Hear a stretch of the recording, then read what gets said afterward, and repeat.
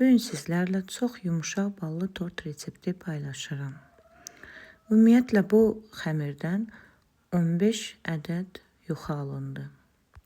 Bunun üçün bizə 6 ədəd yumurta, 3 stəkan şəkər tozu, 200 ml stəkandır.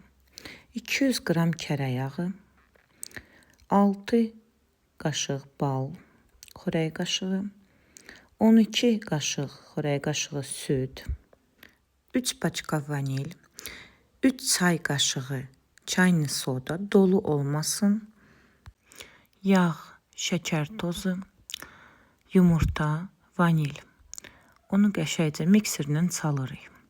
Sonra ocağa qoyub onu 25 dəqiqə bişiririk.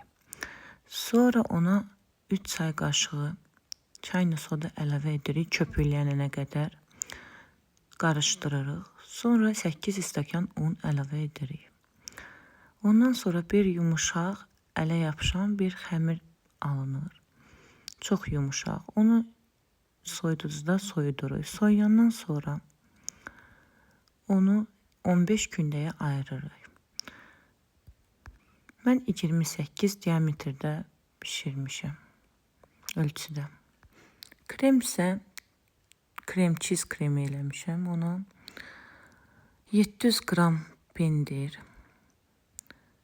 1 litr qaymaq, 1 banka skuşonka. Bunları qəşəngcə çalırıq. Mən o qədər də bərk çalmadım kremi.